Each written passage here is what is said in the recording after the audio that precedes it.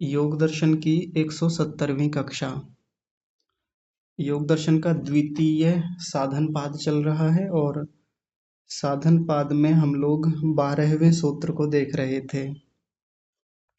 12वां सूत्र कर्माशय को लेकर है कि जो कर्माशय हमारा बनता है, हम जो कर्म करते हैं उसमें कर्मों की भूमिका तो रहती है। कर्माशय ऐसे ही नहीं बनता, मुख्यतः देखें तो उसमें कर्म से ही कर्माशय बनता है। लेकिन और गहराई में जाकर हमको कुछ विशेष बात बताना चाहते हैं, तो उन्होंने बताया क्लेश मूलः कर्माशयः, कि कर्माशय बनने में सबसे बेसिक बात जो है, सबसे आधारभूत बात जो है, वो तो है क्लेशों का मूल में होना। और इस पर महर्षि व्यास जी ने तो और खोला उसको विस्तार से। उन्होंने कहा कि जितने भी पुण्य कर्माशय बनते हैं या पाप कर्माशय बनते हैं, सबके आधार में क्लेश तो होते हैं। और क्लेश को हमने दूसरे शब्द से भी समझा था। क्लेश का मतलब होता है अविद्या, उल्टा ज्ञान, मिथ्या ज्ञान। इसी मिथ्या ज्ञान के आधार पे हम पुण्य भी अर्जित करते हैं और पाप भी अर्जित करते हैं। तो उस पर हमारी कल काफ़ी सारी चर्चाएं हुई थी। एक चर्चा ये रही थी कि ऐसे कौन से कर्म हैं जिन कर्मों को करने से शीघ्रता से उनका परिणाम मिलता है, शीघ्रता से उनका फल इसी जन्म में हमको मिल जाता है। तो वो कौन से कर्म होते हैं? मंत्र का जप करना, तप करना, समाधि लगाना या एकाग्रता में जाकर के जो कर्म किए जाते हैं, उनका फल शीघ्रता से इसी जन्म में मिल जाता है। साथ में एक मुख्य बात थी तीव्र संवेगेन, तीव्र संवेग के द्वारा, यानी इन सब चीजों को करते हुए इन क्लेशों का तीव्र संवेग होना चाहिए। हमारे मन में उस कर्म के प्रति तीव्र भावना हो, तीव्र अभ्यास की स्थिति हो, वैराग्य अच्छे स्तर का होना चाहिए। पिछले पाद में आपने पढ़ा होगा, जब तीव्र संवेगा नामासन्न के बाद में एक सूत्र आया था, मृदु मध्यादि मात्रत्वात् ततोऽपि विशेषः, कि वो विशेष स्थिति और तब बन जाती है जब मृदु, मध्य और अधिमात्र स्तर का वैराग्य हो। यानी उसमें भी अधिमात्र स्तर का, मात्रा बहुत अधिक है। पीछे देखा था ना, शायद आपको याद आ रहा होगा। तो तीव्र संवेग ही यहाँ कहा है, लेकिन हम और भी ले लेंगे, इसमें बाकी चीज़ों को भी जोड़ेंगे कि जब किसी व्यक्ति का अभ्यास तीव्र हो, अधिक मात्रा वाला हो, अधिक समय तक करता हो, तो ये चीज़ें बहुत जल्दी फल को देती हैं। साथ में एक बात और जोड़ के बताई थी कि और किन कर्मों का परिणाम शीघ्रता से इसी जन्म में मिल जाता है। उन्होंने कहा कि ईश्वर की आराधना करने से, देवताओं यानी विद्वानों की आराधना करने से, महर्षि या महानुभावों की जब हम आराधना, सेवा, शुश्रूषा, सत्कार करते हैं, यह परिनिष्पन्नः स सद्यः परिपच्यते पुण्य कर्माशय इति। तो ऐसा जो उत्पन्न हुआ कर्माशय है, पुण्य कर्माशय है, वो शीघ्रता से फल को देता है। ये चर्चाएं हमारी कल हो गई थी। अब ये तो सारी बात प्रायोगिक है ना, केवल पढ़ने से या केवल सैद्धांतिक रूप से मान लेने से बात थोड़ी बनती है। यदि किसी को डाउट होता है, कई बार हमको संदेह हो जाता है शास्त्र पर कि ऐसा तो नहीं होता होगा, ऐसा भी भला होता होगा क्या, ये संदेह तो आता है मन में। तो सीधी बात है, करके देखें। और अब जो इस समय शरद ऋतु चल रही है, शरद ऋतु के चलने में ये समय बहुत महत्वपूर्ण है। नवरात्रि का ये समय भी चल रहा है। तो ऐसे में मंत्र जप के बहुत विशेष फल बताए जाते हैं कि इन दिनों में मंत्र जप करना चाहिए, उपवास करना चाहिए, ईश्वर की विशेष रूप से आराधना करनी चाहिए। उसके बहुत सारे कारण हैं कि इन्हीं दिनों में ऐसा क्या विशेष है। तो वो खैर आयुर्वेद की बातें हैं, पर मैं अभी आपको बस ऐसे ही मोटा मोटा बता रहा हूँ कि इन दिनों में विशेष रूप से हमको जप करना चाहिए, विशेष स्वाध्याय करना चाहिए, तो उसका फल और जल्दी आता है। तो आप करके देखिए। 9 दिन का एक हमारे पास बड़ा सुंदर समय है। 9 दिन तो ये थोड़े मुख्य हैं, इनको विशेष बताया है, जो शारदीय नवरात्र है। बाकी तो पूरा जीवन विशेष ही है, हर दिन हमारे लिए महत्वपूर्ण होता ही है। पर कुछ समय ऐसा होता है जिसमें हमको वातावरण की अनुकूलता मिलती है, हमको बाकी चीज़ों का सहयोग मिलता है, तो उसका लाभ लेना चाहिए। और बाकी तो ये जो ईश्वर देवता महर्षि महानुभावों की बात है, ये तो जब भी हमको अवसर मिले ऐसे लोगों की उपासना आराधना करने का, ये तो निरंतर करना चाहिए। और फिर वही बात रहेगी हमेशा मूल में, तीव्र संवेगेन, तीव्र संवेग के साथ करें। तो इतनी बात हो गई। यानी ये करणीय कर्म बता दिए एक प्रकार से कि ऐसे कर्मों को करेंगे तो पुण्य कर्माशय बनेगा और शीघ्रता से फल को देगा। अब देखिए कुछ कर्म ऐसे बताए जाएंगे जिनको करने से पाप कर्माशय बनेगा और वो भी शीघ्रता से फल को देता है। तो सावधानी की बात आ गई अब हमारे लिए कि किन कर्मों को करते हुए सावधानी बरती जाए, क्योंकि अगर सावधानी नहीं बरती और उन कर्मों को हम कर बैठे तो उनका फल हमको इसी जन्म में मिलेगा और बहुत खतरनाक मिलेगा। है ना। तो देखिए आगे देखिए कह रहे हैं, तथा तीव्र क्लेशेन भीत व्याधित कृपणेषु विश्वासोपगतेषु वा महानुभावेषु वा तपस्विषु कृतः पुनः पुनः अपकारः स चापि पाप कर्माशयः सद्य एव परिपच्यते। ये दूसरी बात बिल्कुल वैसी ही बता दी। अच्छा कितने सारे लोग अभी जुड़ रहे हैं, लगातार जुड़े जा रहे हैं अभी भी। मेरा एक हाथ उधर चलता है, एक हाथ यहाँ चलता है। आप लोगों की बार बार रिक्वेस्ट आती है, समय से नहीं जुड़ते। और मुझे लगता है सबकी मजबूरी तो नहीं होगी कि सब मजबूरी में कि जी हम तो वहाँ रह गए थे, बाहर रह गए थे, कभी कभी होती है, वो एक बात अलग है। तो आप जो विलंब से जुड़ते हैं ना, इससे बाधाएं कई प्रकार की होती हैं। आपका भी विषय आपका भी विषय छूटता है। समय से जोड़ा कीजिए, मैं कितनी बार इस बात को कह चुका हूँ, मानते नहीं हैं। देखिए तथा शब्द का मतलब होता है वैसे ही, जैसे पीछे आया था कि जैसे वो ऊपर कुछ बातें बताई थी, अब वैसे ही आगे भी वैसी ही बात कही जा रही है, तथा वैसे ही। तीव्र क्लेशेन, जैसे वहां तीव्र संवेगेन शब्द था, यहाँ कह दिया तीव्र क्लेशेन, दोनों शब्द एक जैसे ही हैं। यानी तीव्र क्लेश से युक्त होकर के। अब जिन कर्मों की, जिन कर्माशयों की बात बताई जाएगी वो कर्माशय कैसे बनेंगे, क्लेश से युक्त होके। पिछले वाले भी तीव्र क्लेश से युक्त होकर ही थे। और वो कैसे कर्म हैं, तो यहाँ बताया भीत व्याधित कृपणेशु। पहले शब्द को लेते हैं भीत। भीत का मतलब होता है डरा हुआ कोई व्यक्ति है, उस डरे हुए व्यक्ति में।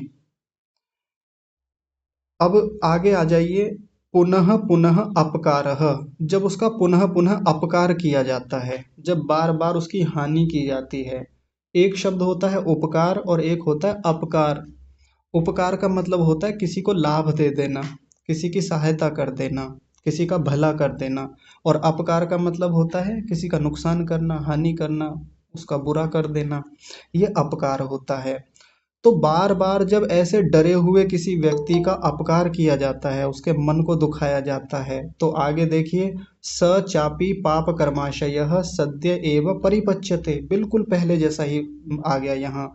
तो स पाप कर्माशयः, वहाँ पुण्य कर्माशय बोला था, देखिए ऊपर की पंक्ति में ये रहा पुण्य कर्माशयः, और यहाँ क्या कह रहे हैं, पाप कर्माशयः। यानी वहां पुण्य बन रहा था, यहाँ पाप बनेगा। पाप कर्माशय कब बना, जब किसी भीत, भीत कहते हैं डरे हुए को, बहुत डरा हुआ व्यक्ति होता है, सहमा हुआ व्यक्ति होता है, और उसको बार बार डराया जाता है, उसकी बार बार हानि की जाती है, परेशान किया जाता है, लूटा जाता है, दबाया जाता है, शोषित किया जाता है। तो ऐसा जो पाप कर्माशय बनेगा, सह पाप कर्माशय सद्य एव परिपच्यते। सद्य है शब्द का मतलब वही है जो ऊपर आया था, शीघ्रता से। परिपच्यते फल को देता है। ठीक है जी। तो जो भी हमारे आसपास कई बार डरे हुए लोग होते हैं, किसी प्रकार से भयभीत हैं, परेशान हैं, और उनको और डराया धमकाया जाए और उनको परेशान किया जाए, उनको उनसे जो भी है उनका छीन लिया जाए, तो ऐसा जो व्यक्ति करता है उससे उसका पाप कर्माशय बनता है, और उसका फल इसी जन्म में शीघ्रता से प्राप्त होता है। एक बात बता दी। दूसरा शब्द है व्याधित। व्याधित, व्याधित का मतलब क्या है, जो बीमार है, जो रुग्ण है, किसी बीमारी से पीड़ित है, ऐसे व्यक्ति के प्रति जो बार बार अपकार किया जाता है। देखिए, दो शब्द बोले, पुनः पुनः, यानी बार बार, और अपकारः, हानि की जाती है।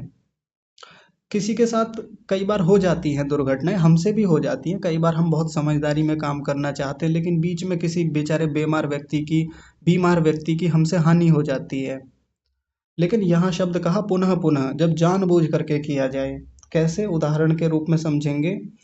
कोई व्यक्ति बहुत बीमार है, दरिद्र है, गरीब है बेचारा, हॉस्पिटल में जाता है अपना उपचार कराने के लिए, और वहाँ जाने के बाद में वो कई दिन तक उसको रखा जाता है। कई बार व्यक्ति ठीक भी हो गया है तो भी उसको रखा जाता है कि वहाँ पर और बिल बनता रहे, चार्ज लगता रहे उस पे। कई बार व्यक्ति मर भी जाता है तो भी उसको रोक के रखा जाता है, ताकि और अच्छे से शुल्क मिल सके और पैसा मिल सके। ऐसे खूब डॉक्टर करते हैं आजकल, खूब होता है। एक तो पहले से ही बीमार है और उसको और लूटा गया और परेशान किया गया। और हॉस्पिटल की भी बात छोड़ दीजिए, वैसे भी घर पर भी है, कोई बीमार है, वृद्ध है, परेशान है, और उसको और गालियां सुना करके, उसके बारे में और बुरा भला बोल करके और बार बार अपकार करते हैं, मन दुखाते हैं उसका, परेशान करते हैं। पड़े रहते हो, दिमाग खराब करते हो, शांत नहीं बैठा जाता। अरे अब तो बुढ़ापा है, अब तो कम से कम शांत बैठ जाओ, अब भी जुबान चलती रहती है।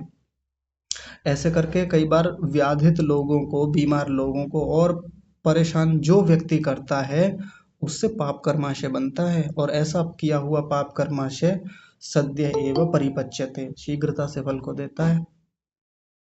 सावधानी बता रहे हैं हमारे लिए एक ऐसा संदेश है, सजगता की बात है कि अपकार नहीं करना चाहिए ऐसे व्यक्तियों का। और बार बार तो बिल्कुल नहीं, गलती से कभी हो गया वो एक अलग बात है, दंड तो उसका भी मिलेगा, पाप कर्माशय तो उसका भी बनेगा। पर जब बार बार अपकार किया जाए, बार बार दुखी को और दुखी किया जाता है, तो बहुत गहरा पाप कर्माशय बनता है। आगे कहा कृपणेशु। कृपणेशु, कृपण शब्द का अर्थ वैसे तो कंजूस भी होता है। कंजूस होता है ना, जो व्यक्ति बहुत धनवान भी है लेकिन धर्म के कार्यों में प्रवृत्त नहीं होता, ऐसे व्यक्ति को कंजूस कहा जाता है। तो यहाँ लेकिन कृपण का मतलब वो कंजूस नहीं है। यहाँ पर कृपण का मतलब है जो कृपा पात्र है, जो हमारी कृपा का पात्र है, जिसका घर हमारी कृपा से चलता है, जिसका जीवन हो सकता है हम पर आश्रित है, हमारे सहारे से जीता है, ऐसे व्यक्ति को कृपण कहा जाता है, कृपा पात्र कहा जाता है। जैसे कई बार होता है कि किसी कंपनी में कोई एम्प्लॉय है और बहुत निष्ठा के साथ काम करता है, उसमें अपनी सेवा देता है, हमारी कृपा का पात्र है। यानी वो जो कंपनी का मैनेजर है या कंपनी का मालिक है, उसकी कृपा से उसका जीवन चल रहा है, और ऐसे में उस व्यक्ति को घसीटना रगड़ना, घसीटना रगड़ने का मतलब क्या है कि ये तो हमारी कृपा का पात्र है, अब उसको लगाए रखता है, जितना उसका समय निश्चित है उसके अतिरिक्त भी उसको, कि अभी और काम बचा है और रुक जाओ, 2 घंटे और ठहरो, इतना करो, और काम कराए चले जाते हैं उससे, और परेशान, बार बार अपकार करते हैं उसका, कि आवाज़ तो उठाएगा ही नहीं, ये आवाज़ उठा के भी इसकी कौन सुनेगा, ये होगा। ऐसे खूब होता है। अन्य स्थानों पे भी जो हमारी कृपा के पात्र हैं, किसी भी प्रकार से हम हमारी सेवा करते हैं, हमसे धन लेते हैं, हमसे साधन लेते हैं, हमारे सहयोग से उनका घर चल रहा है, ऐसे कृपा पात्रों का यदि अपकार बार बार किया जाए, बार बार नुकसान किया जाए, बार बार उनका अपमान करें, पाप कर्माशय बनता है और शीघ्रता से फल को देता है। बार बार मैं उन बातों को बोल रहा हूँ जो नीचे ऋषि ने एक पंक्ति में कह दी, लेकिन हर शब्द के साथ जुड़ेंगी वो बातें। तो फिर से वही बात, जो हमारे कृपा पात्र हैं, जो हम पर आश्रित हैं, ऐसे लोगों का अपकार न होने दें, ऐसे लोगों के साथ अच्छे से व्यवहार करें, उपकार करें उनका, नहीं तो फिर पाप कर्माशय तो बनता है और फिर बहुत दुखद परिणाम देने वाला है। आगे शब्द बताया विश्वास, विश्वासोपगतेषु, जो विश्वास करके हमारे पास आया है। उपगत का मतलब होता है आया हुआ, निकट हुआ, यानी जो विश्वास करके हमारे पास आता है, हमारे पास विश्वस्त होकर के रह रहा है, हम पर आश्रित है। कृपण शब्द से थोड़ा सा ही अलग है ये, लगभग वैसा भी मान सकते हैं। तो कई बार होता है ना, विश्वास करके कि आपके ऊपर पूरा विश्वास है, आप संभाल ही लेंगे। और हम भी कई बार कितने लोगों को ऐसे आश्वासन देते हैं कि मैं हूँ, मैं संभाल लूंगा, तुम चिंता मत करो, और वो हम पर विश्वास कर लेता है। और एक समय के बाद क्या होता है कि हम विश्वासघात करते हैं। तो जब बार बार विश्वासघात किया जाए किसी के प्रति, और ऐसे व्यक्ति के प्रति जिसने हम पर पूर्ण निष्ठा जताई है, हमारे ऊपर पूर्ण विश्वास किए हुए है, तो जब बार बार उसके विश्वास को तोड़ा जाएगा तो ऐसे जो कर्म होंगे वो पाप कर्माशय बनाएंगे। और पाप कर्माशय बनने से क्या होता है, शीघ्रता से फल को देता है। कई बार ऐसा होता है ना कि अम, किसी विश्वास पात्र को पैसे दिए, अपना धन दिया, संपत्ति दे दी कि तुम रख लो और इतने समय के बाद मैं ले लूंगा, विश्वास करके दिए थे। लेकिन इसने उसका नाजायज फायदा उठाया और जब वो मांगने आया पैसे तो फिर इसको पैसे वापस नहीं दिए, कह दिए, झूठ बोल दिया या कुछ भी अन्यथा कर दिया, उसको डपट दिया, भगा दिया। ऐसा करते हैं बहुत लोग, खूब देखा जाता है समाज में। विश्वास करके धन दिया, संपत्ति दी, अपने आप को सौंपा उसको या और कुछ किया, और एक समय के बाद उसके साथ विश्वासघात हुआ, बहुत उसका मन टूटा। और ये व्यक्ति बार बार जब विश्वासघात ऐसे करता है, दूसरों के विश्वास को बार बार तोड़ता है, पाप कर्माशय बनता है और गहरा पाप कर्माशय बनता है इससे। और फिर वही बात शीघ्रता से फल को इसी जन्म में देता है। तो दो प्रकार के कर्म बताए, पाप कर्माशय और पुण्य कर्माशय। ऐसे ऐसे कर्म शीघ्रता से फल को देते हैं। ठीक है जी, इतनी चर्चा हमारी हो गई। अब आगे देखिए, उदाहरणों से बात को समझाएंगे, इतिहास के उदाहरण दिए। कई बार योग दर्शन के ऊपर आरोप लगते हैं कि, तनिक रुकेंगे।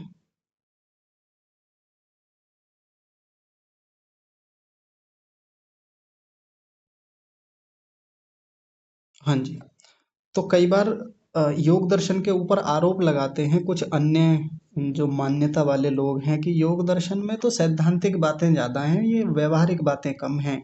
इसमें ना उदाहरण मिलते हैं, ना ऐसी कोई व्यवहारिक बातें हैं कि सीधे सीधे व्यवहार में लाया जाए। सच में लगते हैं, इसके ऊपर पूरी पुस्तकें छाप रखी हैं लोगों ने।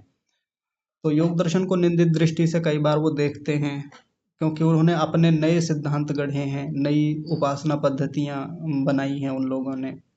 तात्कालिक रूप से समाधान देने वाले ऐसे साधना पद्धतियां बना दी कि लोगों को एकदम से आकर्षित करती हैं, और वो उसी में बह जाते हैं, फिर योग दर्शन की निंदा करते हैं, इसके बारे में बुरा भला बोलते हैं।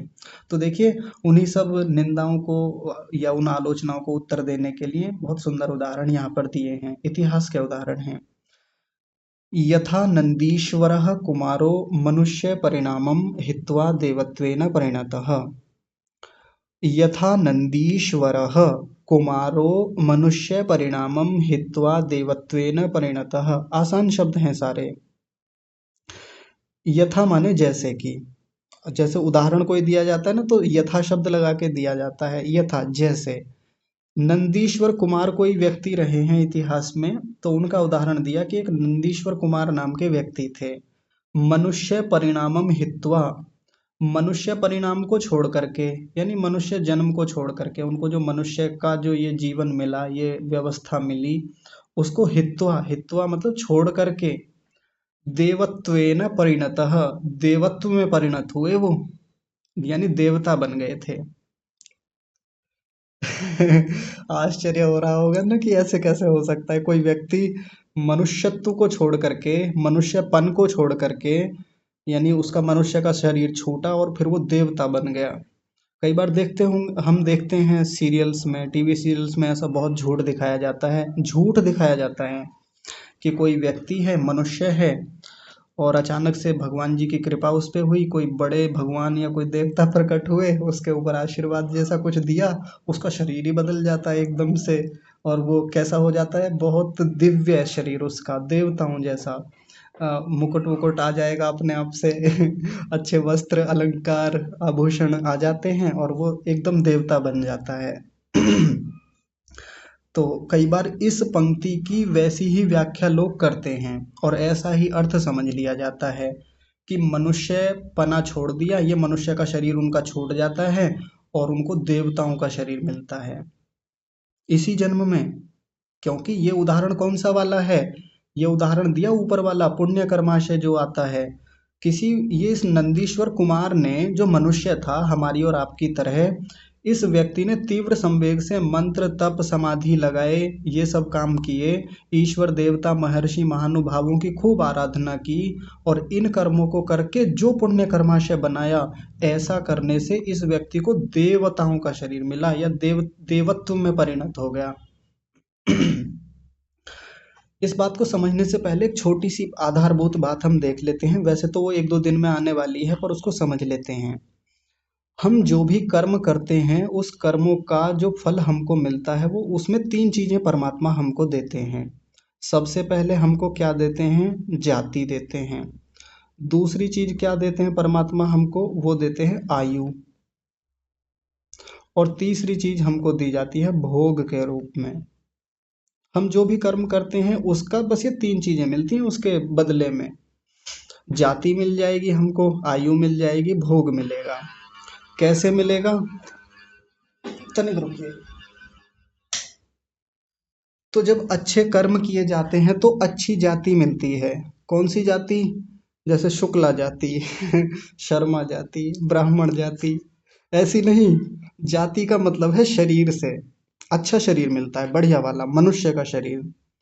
और यदि बुरे कर्म है, खराब कर्म है, तो मनुष्य के अलावा जो खराब खराब खराब खराब योनियां हैं, जीवन है, जन्म है, वैसे शरीर हैं, वो मिलते हैं।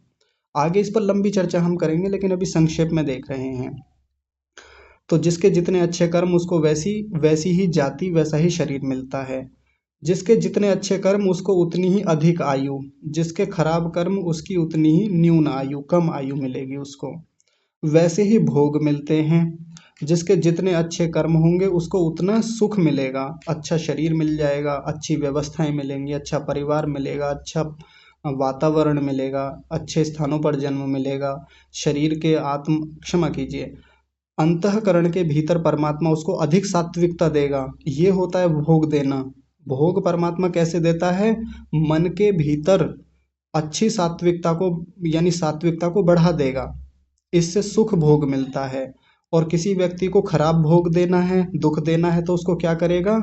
उसके भीतर राजसिकता और तामसिकता को बढ़ा देगा, तो वो व्यक्ति जीवन भर दुखी रहेगा। इस प्रकार से दुख भोग दिया जाता है। तीन चीजें मिलती हैं। अब देखिए, आयु और भोग को तो घटाया भी जा सकता है, बढ़ाया भी जा सकता है। हम अपनी आयु को घटा भी सकते हैं, बढ़ा भी सकते हैं। परमात्मा ने निश्चित करके दी हमको हमारी आयु। जैसे मान लीजिए किसी व्यक्ति की आयु उसके कर्मों के अनुसार 60 साल दी। अब इस आयु को चाहे तो हम घटा लें, चाहे बढ़ा लें, परमात्मा ने तो निश्चित दी है। लेकिन कोई निश्चित का मतलब ये ना मान ले कि बिल्कुल जो लिख दी उसी समय मिले, उसी समय हमारी मृत्यु हो जाएगी, ऐसा नहीं होता। हम अपनी इच्छा से घटा भी सकते हैं, बढ़ा भी सकते हैं, और दूसरा व्यक्ति भी हमारी आयु को घटा सकता है, बढ़वा सकता है। कैसे? तो जो आयु हमको मिली उसको हम अच्छी दिनचर्या करके, अच्छा आहार विहार ब्रह्मचर्य, अच्छे तरीके से व्यायाम करके, ध्यान रख करके, आयुर्वेद को समझ करके अपनी आयु बढ़ा सकते हैं। खूब लोग बढ़ाते हैं धूमधाम से।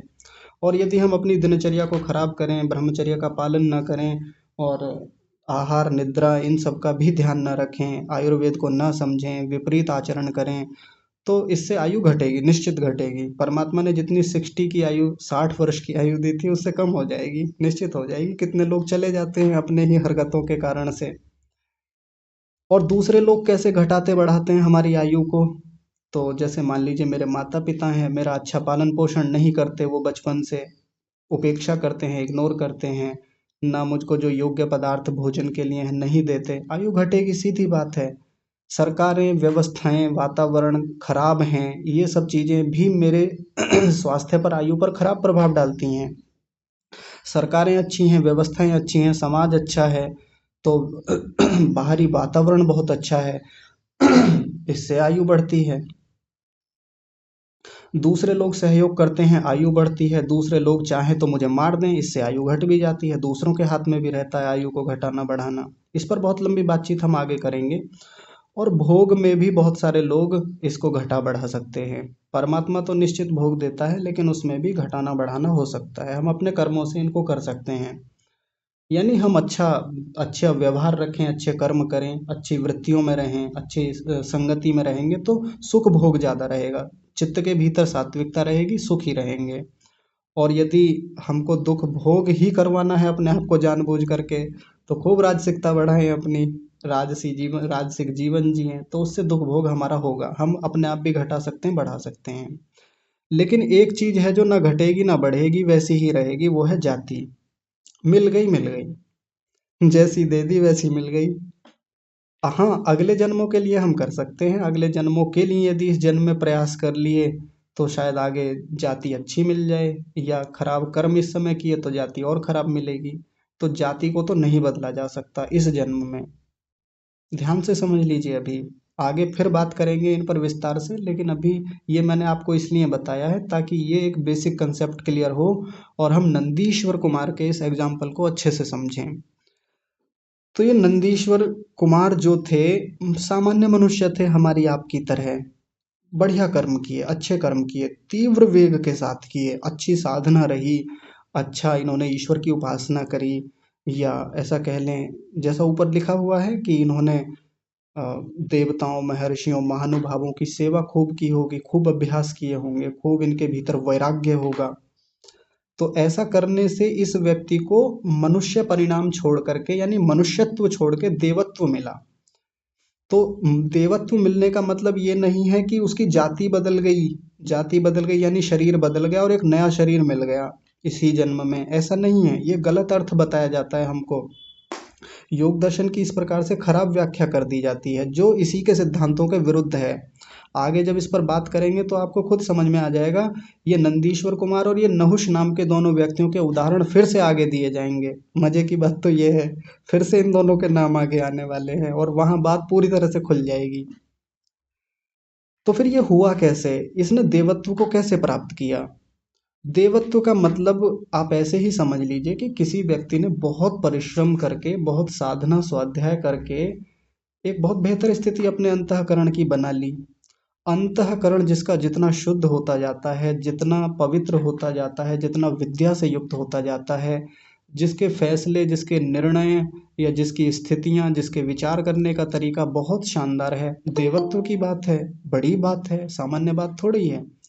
देवताओं का देवत्व इसी बात में तो होता है कि उनके जीवन में उनके जो गुण हैं, उनके जो कर्म हैं, उनके जो निर्णय निश्चय हैं, वो कैसे हैं? श्रेष्ठ हैं। उनमें एरर होता कम है, बहुत न्यून है। त्रुटियां बहुत न्यून होती हैं उनके जीवन में। यही तो देवत्व है। और क्या है देवत्व? तो ये नंदीश्वर कुमार जो हैं, इन्होंने इस प्रकार से देवत्व को प्राप्त किया और इसी जन्म में किया, जिसको यहाँ पर ऊपर दृष्ट जन्म वेदनीय कहा है। इसी जन्म में उनको ऐसा परिणाम मिला, ऐसा फल मिला था। उदाहरण है ये, कोई ऐसा फेक बात नहीं है और हवाबाजी नहीं है कि ऐसे ही बहका के बात कही जा रही है। और खूब होता है ऐसा। कितने लोग जो बचपन से बहुत साधक प्रवृत्ति के होते हैं, जिनको अच्छा वातावरण संगति मिलती है, निश्चित रूप से बड़े देवत्व को प्राप्त होते हैं। जिन लोगों को हम आज बड़े पूजनीय दृष्टि से देखते हैं, जिन लोगों का बड़ा सम्मान सत्कार करते हैं कि ये साधु हैं, ये सज्जन हैं, ये बहुत अच्छे विद्वान आचार्य हैं, उन लोगों ने देवत्व को ही तो प्राप्त किया है। और वो देवत्व ऐसे तो मिल नहीं गया बैठे बैठे, या किसी की कृपा से मिल गया हो। उसके पीछे तीव्र वेग रहा है, साधना रही है, तपस्या रही है, इसी जन्म में देवत्व को प्राप्त हो गए वो। ऐसे हुआ जाता है। यानी सामान्य मनुष्यों से बहुत विशेष स्थिति में आ जाना ही एक प्रकार से देवत्व है, दिव्य गुण है उनके भीतर। एक उदाहरण हो गया। ये किसका उदाहरण है? पुण्य कर्माशयों का। जब किसी व्यक्ति ने तीव्र वेग के साथ, अच्छे वैराग्य के साथ, अच्छी साधना करके, ईश्वर महर्षियों आदि की आराधना करके जो पुण्य कर्माशय अर्जित किया, शीघ्र फल को इसी जन्म में मिल गया उस व्यक्ति को। और देखिए, अच्छा हाँ, और क्या उसका, और क्या बदल जाता है? और उस देवत्व में और क्या चीजें मिली? आयु भी बढ़ जाती है ऐसे व्यक्ति की, ऐसे व्यक्ति के भोग बढ़ जाते हैं, अच्छे सुंदर भोग मिलते हैं उसको, जीवन में सुख रहता है। हम देखेंगे कि ऐसे देवता प्रकृति के जो व्यक्ति रहते हैं, जो देवत्व को प्राप्त हैं, ऐसे लोग सुखी दिखेंगे हमेशा। यानी उनके चित्त में हमेशा सात्विकता रहती है, सत्वगुण प्रधान रहता है, उभरा हुआ रहता है। तो सत्व गुण के उभार से ही जीवन हमेशा सुखी रहता है। उनको बहुत प्रतिकूल चीजें बाधा नहीं करती। उनके भीतर राजसिकता की जो हलचल है, जो बेचैनी है, जो भीतर चंचलता है, जो तरंगों का उछाल है, वो उनको बाधित नहीं करता, पीड़ित नहीं करता। तो देवत्व में ये चीजें भी उस व्यक्ति को मिली, नंदीश्वर कुमार को। अब नंदीश्वर कुमार का उदाहरण दिया है तो निश्चित रूप से उसने और भी कुछ विशेष स्थितियों को प्राप्त किया होगा जो शायद अभी हम नहीं पहचान पा रहे उतना। लेकिन हाँ, संगति लगा के इतना हम जान सकते हैं कि उसने मनुष्यत्व को छोड़ करके कैसे देवत्व को प्राप्त कर लिया होगा। शरीर तो नहीं बदला होगा, इतना तो कन्फर्म है, ये हम आगे भी समझ लेंगे। दूसरा उदाहरण देखिए। दूसरा उदाहरण इसके विपरीत है एकदम। तथा नहुषो अपि देवानाम इंद्रः स्वकं परिणामं हित्वा त्र्यकत्वेन परिणत इति। तथा नहुषो अपि, तथा यानी वैसे ही, जैसे ऊपर नंदीश्वर कुमार को कह रहे थे, जैसे नंदीश्वर कुमार के साथ मामला हुआ वैसे ही नहुष के साथ हुआ। नहुषो अपि देवानाम इंद्रः, देवताओं का जो इंद्र नहुष था। अब ये आपको समझ में नहीं आएगा, आप सोचेंगे देवताओं का इंद्र नहुष था, इसका क्या मतलब हुआ। इंद्र शब्द का मतलब होता है राजा। देवताओं का जो इंद्र था, देवताओं का जो राजा था, और उसका नाम क्या था, नहुष।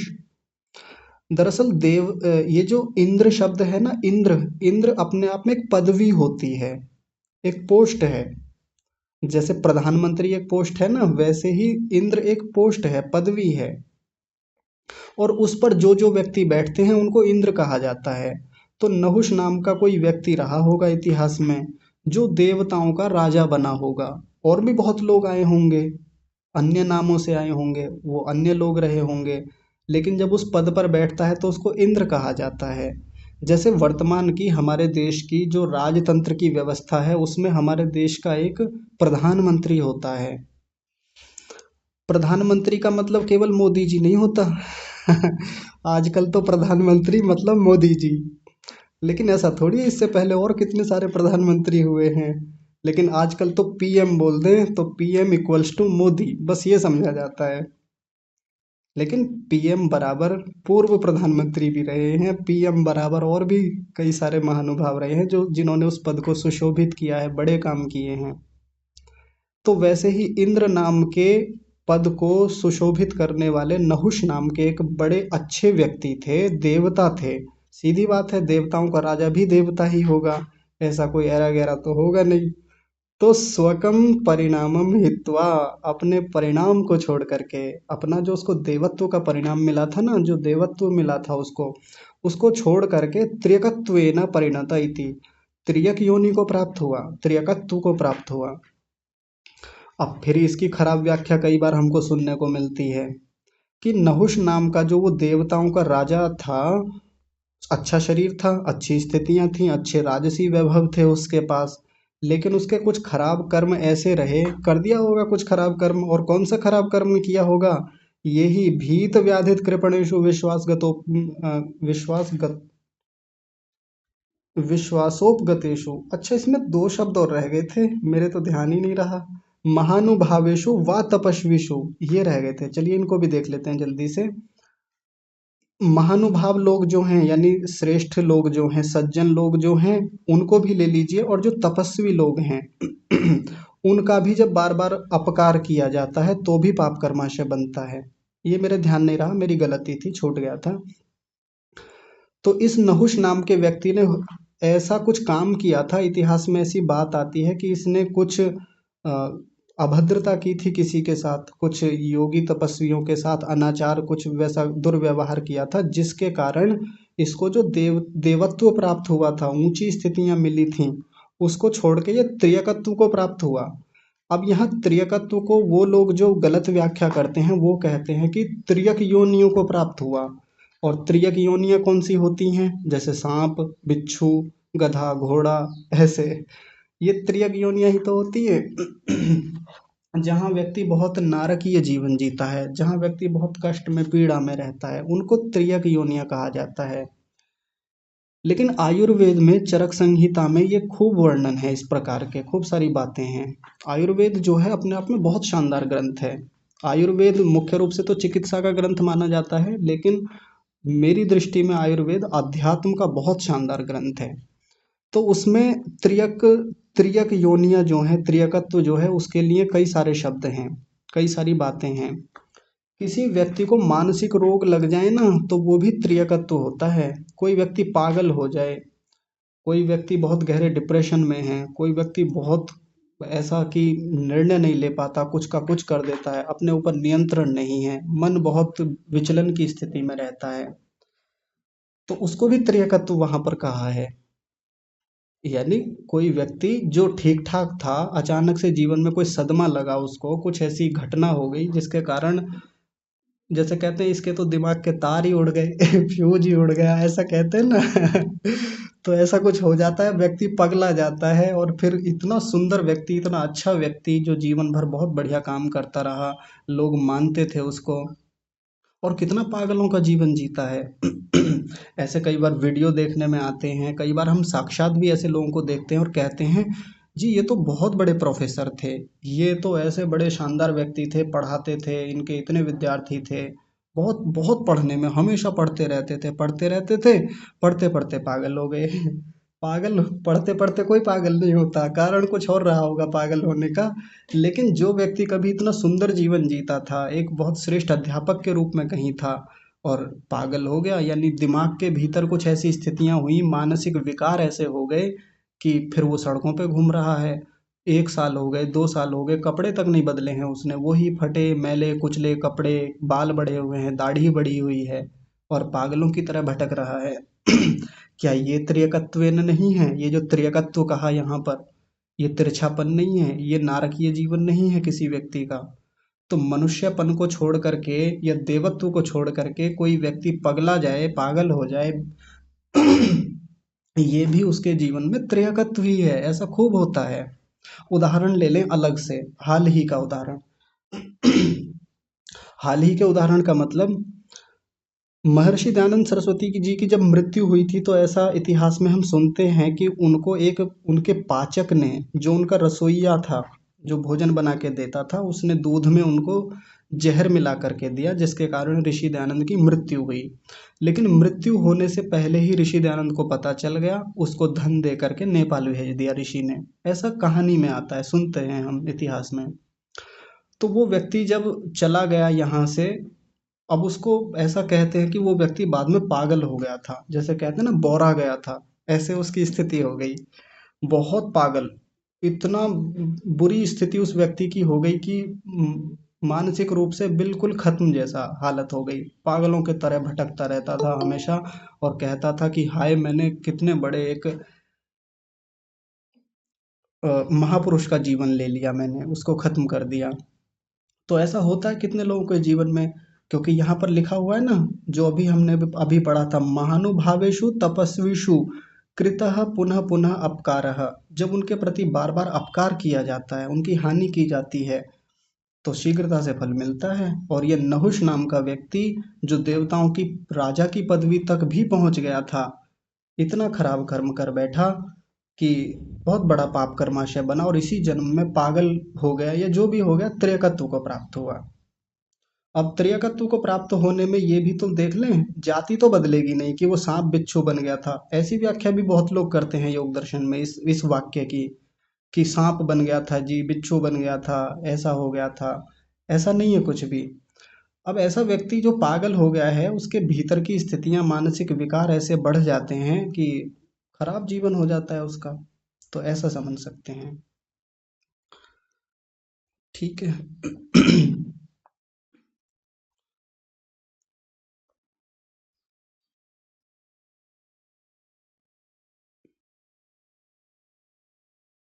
ये क्या हो?